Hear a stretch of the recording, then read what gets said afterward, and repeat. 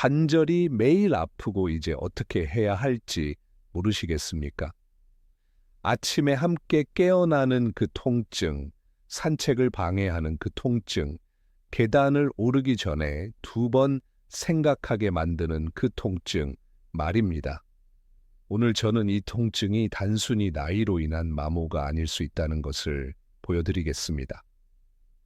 아무도 어떻게 제거하는지 설명해 주지 않은 독성 물질이 관절 안에 축적된 것일 수 있습니다. 제 이름은 김재성이고 20년 이상의 경험을 가진 류마티스 전문의입니다. 이 모든 시간 동안 저는 수백 명의 환자들이 만성 통증으로 고통받는 것을 보았습니다. 그들이 제가 지금 말씀드릴 것을 알았다면 예방하거나 최소한 크게 줄일 수 있었을 통증이었습니다. 아마 이미 모든 것을 시도해 보셨을 겁니다. 그렇죠? 소염제를 드셨고 연고를 바르셨고 온찜질과 냉찜질을 하셨고 글루코사민, 콘드로이틴, 콜라겐을 시도하셨습니다. 약국에서 돈을 쓰셨고 수입 보충제에도 쓰셨고 심지어 7일 안에 통증을 끝내겠다고 약속하는 기적의 공식에도 쓰셨습니다. 그런데 통증은요? 여전히 거기 있습니다. 가끔 조금 나아지면 흥분하시고 드디어 해결책을 찾았다고 생각하십니다. 하지만 곧 다시 돌아옵니다. 그리고 때로는 전보다 더 심하게 돌아옵니다. 이것은 대부분의 치료가 원인이 아닌 증상을 치료하기 때문에 일어납니다. 실제로 새고 있는 파이프를 고치지 않고 천장 누수의 물을 닦아내는 것과 같습니다. 오늘 닦아내면 내일 다시 젖어 있습니다. 박 선생님에 대해 말씀드리겠습니다. 71세의 나이로 제 진료실에 오셨는데 절뚝거리시며 사용하기 싫어하시는 지팡이에 의지하고 계셨습니다. 그 지팡이는 3년 전부터 사용하셨는데 처음에는 가끔만 쓰시다가 이제는 없으면 걸을 수가 없게 되셨습니다. 아내분이 함께 오셨는데 그의 팔을 부드럽게 잡고 계셨고 제가 20년간의 진료 경험에서 수도 없이 보아온 그 걱정스러운 눈빛을 하고 계셨습니다. 힘들게 의자에 앉으시며 통증으로 얼굴을 심하게 찡그리셨고 제가 무엇이든 물어보기도 전에 이미 말씀하고 계셨습니다. 선생님, 더 이상 견딜 수가 없습니다. 정말로 한계에 도달했습니다. 5년 동안 무릎 통증으로 깨어났습니다. 5년입니다. 1800일 동안 깨어나서 제일 먼저 느끼는 것이 통증입니다. 눈을 뜨기도 전에 통증이 먼저 찾아옵니다. 정형외과 의사 3명을 만났고 엑스레이를 여러 번 찍었고 MRI도 찍었고 CT 촬영도 했고 위장이 더 이상 견딜 수 없을 정도로 많은 약을 먹었습니다. 소염제 때문에 위험이 생겨서 이제 약을 먹으면 속이 쓰립니다.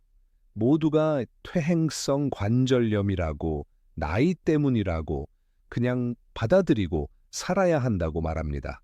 하지만 저는 받아들이지 않겠습니다. 저는 71세이지 90세가 아닙니다. 아직 살 날이 많이 남았습니다.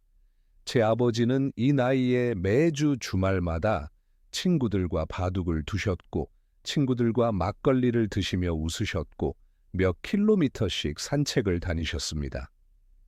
왜 저는 집에서 2블록 떨어진 가게까지도 혼자 걸어갈 수 없습니까? 왜 아내에게 모든 심부름을 부탁해야 합니까? 아내분이 감정에 복받쳐 떨리는 목소리로 덧붙이셨습니다. 눈가에 눈물이 맺혀 있었습니다. 선생님, 그이는 예전에 완전히 다른 사람이었어요. 부지런하고 활동적이고 쾌활하고 항상 남을 먼저 도우려고 했어요.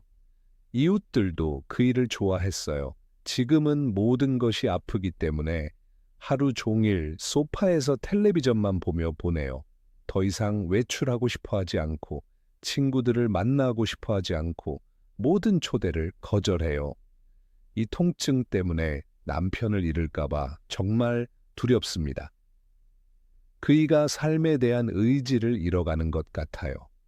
그가 가져온 검사 결과를 살펴보았습니다. 확실히 퇴행성 관절염이 있었고 연골 퇴화가 있었습니다. 60세 이상의 모든 사람이 어느 정도 가지고 있는 것입니다. 하지만 제 주의를 끈 것이 있었습니다. 그의 염증 수치가 높았습니다. 극도로 높지는 않았고 경고할 정도는 아니었습니다. 하지만 거기 있었고 수년간 지속되어 있었습니다. 그리고 그의 식단, 생활 방식, 무엇을 마시고 먹는지, 어떻게 자는지 물었을 때 그림이 명확해지기 시작했습니다. 박 선생님은 그 나이에 많은 분들처럼 관절에 해를 끼치고 있다고 전혀 상상하지 못했던 습관들을 가지고 계셨습니다. 극단적인 것은 아니었고 끔찍한 중독도 아니었습니다. 점심마다 마시는 콜라였습니다. 아침에 마가린을 바른 흰 빵이었습니다. 더 편리하고 빨리 준비할 수 있기 때문에 저녁에 먹는 가공육이었습니다. 텔레비전을 늦게까지 보느라 잠을 못 자고 피곤하게 일어나는 것이었습니다. 이것들은 각각으로는 해롭지 않아 보이는 작은 것들이었습니다. 하지만 함께 수년에 걸쳐 수십 년에 걸쳐 관절에 축적되는 몸 안의 독성 환경을 만들어내고 결국 만성 통증과 염증으로 이어집니다. 무슨 일이 일어나는지 설명해 드리겠습니다. 인체는 놀라운 처리 기계입니다. 당신이 먹고 마시고 숨쉬는 모든 것이 복잡한 역과와 제거 시스템을 통과합니다. 간이 혈액을 역과하고 독소를 중화시키고 신장이 물에 녹은 노폐물을 제거하고 장이 영양분을 처리하고 흡수하고 피부가 땀을 통해 일부 물질을 배출하고 폐가 이산화탄소와 다른 가스들을 내쉽니다. 여러 기관이 하루 24시간, 일주일 내내 함께 일하며 몸을 깨끗하고 균형 잡힌 상태로 유지합니다. 이 시스템이 잘 작동할 때 독소는 문제없이 들어오고 나갑니다. 몸은 균형을 유지하고 건강하게 머물러 있습니다. 문제는 60세 이후에 이 시스템이 자연스럽게 느려지기 시작한다는 것입니다. 간이 예전만큼 효율적으로 작동하지 않고 간세포가 더 천천히 덜 효과적으로 재생됩니다. 신장이 분당 더 적은 양의 혈액을 역과하고 매년 지나갈 때마다 네프론을 잃습니다. 장이 영양소를 더 잘 흡수하지 못하고 통과시키지 말아야 할 물질을 더 많이 통과시킵니다. 특히 수년간의 이 부적절한 식단이나 항생제로 장내 세균총이 불균형하면 더욱 그렇습니다. 그리고 바로 그때 신체 내 독소의 위험한 축적이 시작됩니다. 몸이 제대로 제거할 수 없는 이러한 물질들은 어딘가로 가야 합니다. 그리고 어디에 침착되기를 좋아하는지 아십니까? 관절에입니다. 특히 이미 약간의 마모가 있거나 만성적인 저등급 염증이 있는 관절에 말입니다. 아무도 청소하지 않아서 쓰레기가 쌓이는 버려진 땅과 같습니다. 시간이 지나면서 이 쓰레기가 주변 조직을 자극하기 시작하고 염증을 증가시키고 더 많은 염증 물질을 방출하는 면역 세포를 모집하고 중간 정도였던 통증이 견딜 수 없게 됩니다. 한밤중에 깨우는 그 통증, 제대로 잠을 못 자게 하는 그 통증, 모든 걸음을 전투로 만드는 그 통증이 됩니다.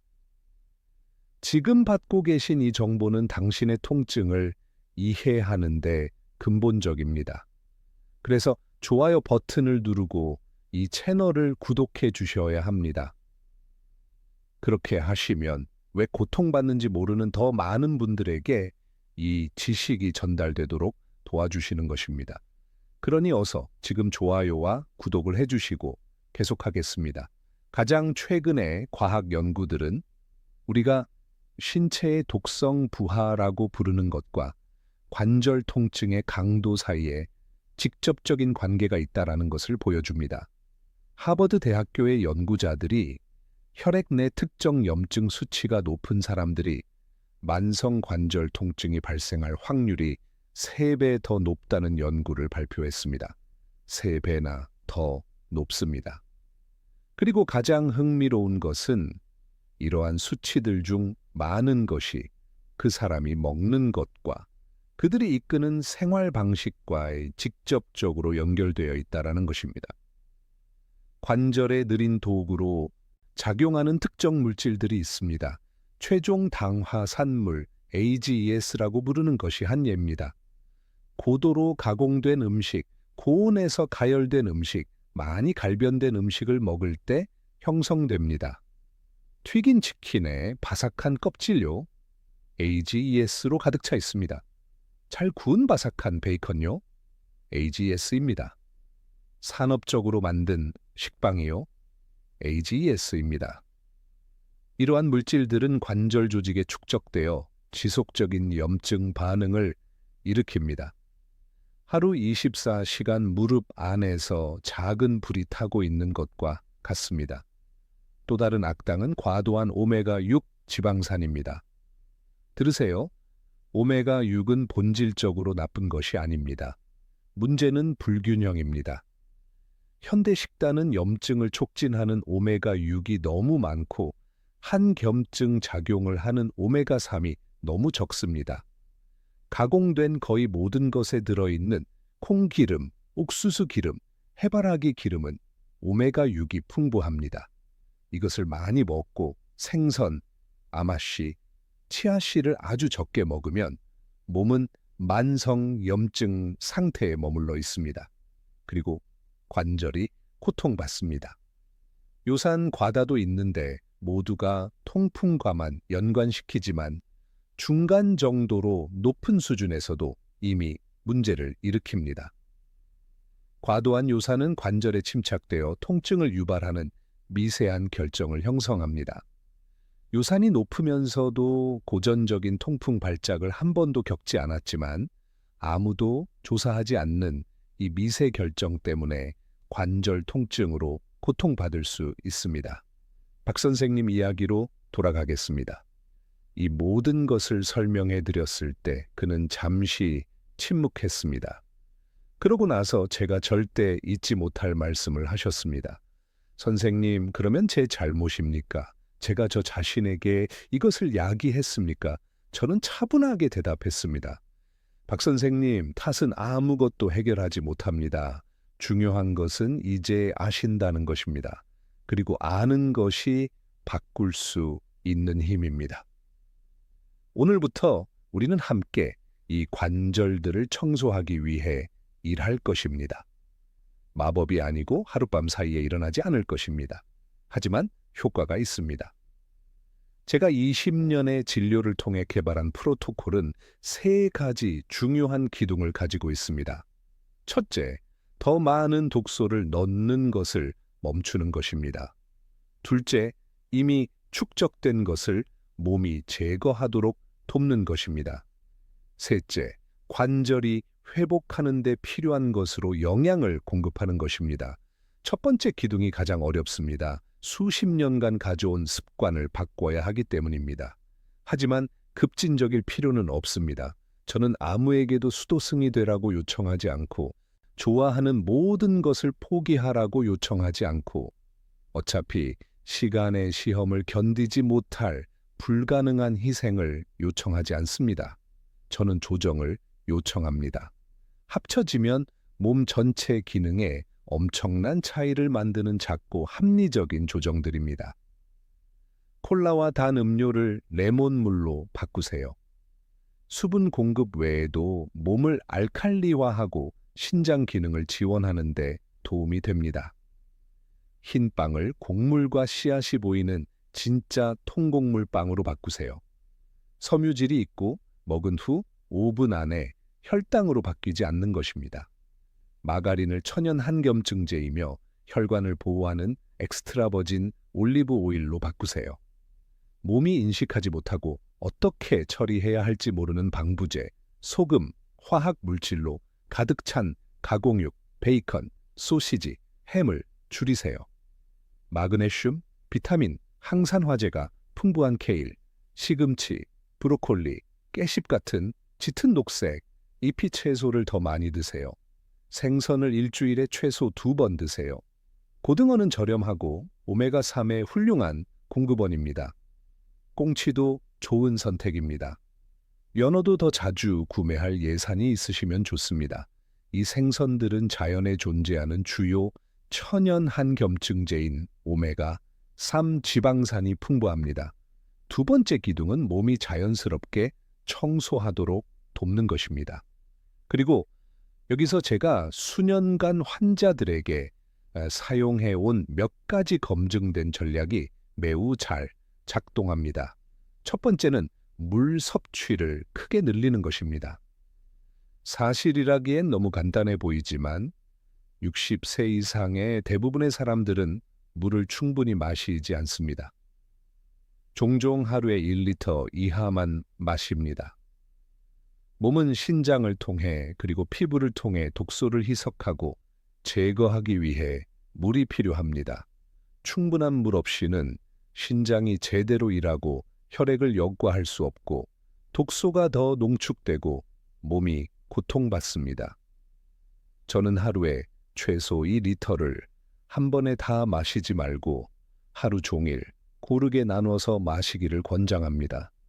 일어날 때 한 잔, 오전 중간에 한 잔, 점심 전에 한 잔, 저녁까지 이런 식으로요. 일반 물이 싫으시면 맛을 위해 레몬 조각, 오렌지 조각, 오이 또는 민트 잎을 넣으실 수 있습니다. 중요한 것은 규칙적으로 마시는 것입니다. 두 번째 전략은 간이 더 잘 일하도록 돕는 음식을 포함하는 것입니다. 간은 몸의 큰 필터이고 잘 기능하려면 특정 영양소가 필요합니다. 민들레차, 밀크시슬차, 아티초크, 비트, 당근, 레몬, 케일. 이 음식들은 담즙 생산을 자극하고 간이 독소를 처리하고 제거하도록 돕는 물질을 포함하고 있습니다. 예를 들어 매일 아침 공복에 민들레차를 마실 수 있습니다. 물을 끓이고 티백이나 말린 잎을 넣고 5분 동안 우려내고 걸러서 따뜻하게 마시세요. 저렴하고 한약방이나 마트에서 쉽게 구할 수 있고 많이 도움이 됩니다. 많은 분들이 이 차를 포함시키는 것만으로도 에너지와 통증 수준에서 차이를 느낀다라고 보고하십니다. 세 번째 전략은 움직임입니다. 아플 때 가장 마지막으로 하고 싶은 것이 움직이는 것이라는 것을 저도 잘 압니다. 하지만 움직임은 관절을 윤활하는 활액의 순환에 필수적입니다. 움직이면 이 액체가 순환하고 연골에 영양분을 전달하고 노폐물을 제거하는 데 도움을 줍니다. 격렬한 운동일 필요는 없습니다. 가벼운 걷기, 수중 운동, 스트레칭. 중요한 것은 가만히 있지 않는 것입니다. 세 번째 기둥은 관절에 영양을 공급하는 것입니다. 그리고 여기서 인터넷 유행이 아니라 실제로 효과가 있는 것들에 대해 말씀드리겠습니다. 이 형가수분의 콜라겐은 연골 재생에 도움이 된다는 과학적 증거가 있습니다. 아무 콜라겐이나 아니고 관절에 특화된 이 형이어야 합니다. 권장 용량은 하루 40mg입니다. 보충제 가게에서 한 달에 약 2만 원에서 3만 원 정도에 찾으실 수 있습니다. 비타민 D는 근본적입니다. 대부분의 한국인들은 비타민 D가 부족하고 이 비타민은 뼈와 관절 건강에 필수적입니다. 의사에게 비타민 D 수치를 확인해 달라고 요청하세요. 낮으면 보충이 엄청난 차이를 만듭니다. 일반적으로 하루에 1000에서 2000 단위를 사용하지만 이것은 개인화되어야 합니다. 마그네슘은 거의 모든 사람에게 부족한 또 다른 영양소입니다. 마그네슘은 연골 형성과 염증 조절을 포함하여 몸에서 300개 이상의 반응에 참여합니다. 킬레이트 마그네슘을 하루에 200에서 400mg 보충하거나 견과류, 씨앗, 짙은 녹색, 잎 채소 같은 마그네슘이 풍부한 음식의 섭취를 늘릴 수 있습니다. 이제 여러분의 이야기를 듣고 싶습니다. 이 만성 관절 통증을 느끼십니까? 모든 것을 시도했지만 아무것도 효과가 없습니까? 아래 댓글로 여러분의 경험을 공유해 주세요. 어디가 가장 아픈지, 얼마나 오래됐는지, 무엇을 시도했는지 알고 싶습니다. 저는 댓글을 하나하나 읽고 이것이 여러분을 돕기 위해 더 구체적인 콘텐츠를 만드는 데 도움이 됩니다. 박 선생님 이야기로 돌아가겠습니다. 그는 저를 놀라게 한 결단력으로 프로토콜을 철저히 따르셨습니다. 첫날 콜라를 끊으셨고 하루에 2리터의 물을 하루 종일 나눠서 마시기 시작하셨고 아침 공복에 민들레차를 포함시키셨습니다. 아내분이 엄청나게 도와주셨고 다르게 요리하기 시작하셨습니다. 튀김을 줄이고 찜을 더하고 채소와 샐러드를 늘리고 붉은 고기 대신 생선을 더 드셨습니다. 처음 2주 동안은 큰 차이를 느끼지 못하셨고 그건 그에게 좌절스러웠습니다. 낙담하셔서 전체 프로그램을 포기하고 싶다고 저에게 전화하셨습니다. 선생님, 효과가 없어요. 선생님이 말씀하신 대로 정확히 모든 것을 하고 있는데 통증은 전과 같아요. 저는 인내심을 가지라고 말씀드렸습니다. 그의 몸이 그 모든 독소들을 축적하는데 수년이 걸렸고 이 주 안에 깨끗해지지 않을 것이라고요. 과정을 믿고 몇 주만 더 계속해 달라고 부탁드렸습니다. 그리고 계속하셨습니다.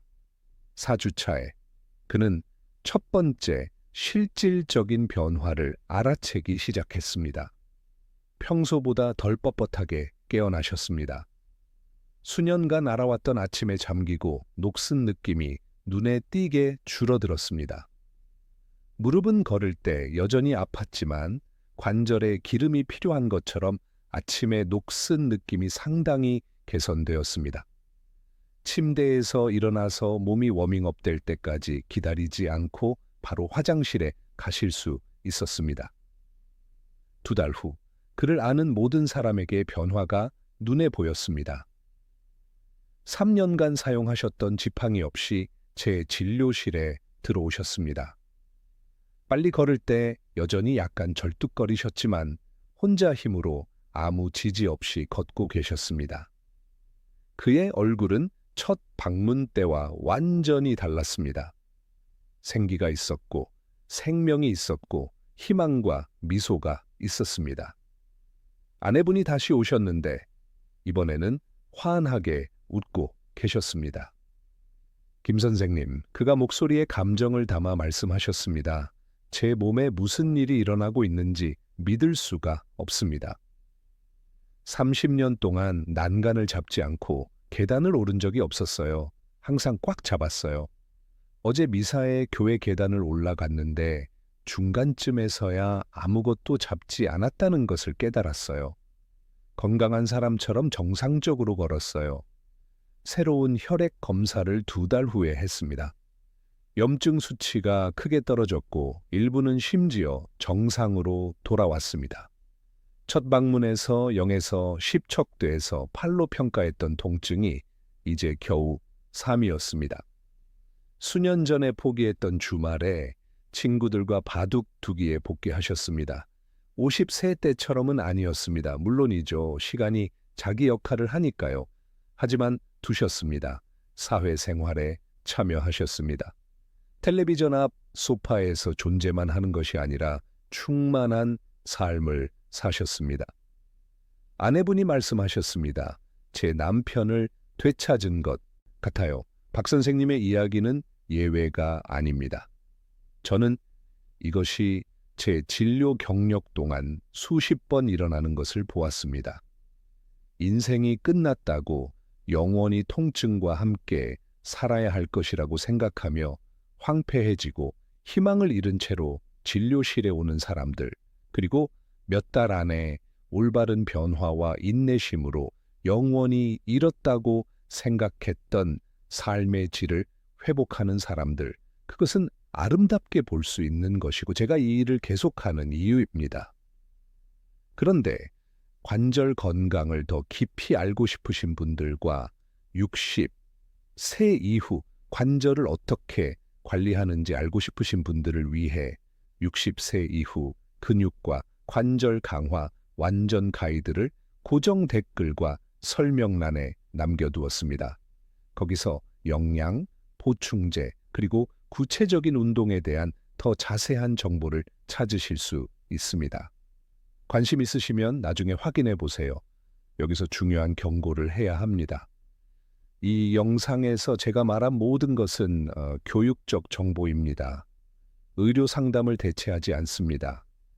만성 관절 통증이 있으시면 검사로 조사하고 다른 원인을 배제해야 합니다. 류마티스 관절염은 특정 치료가 필요한 자가 면역 질환입니다.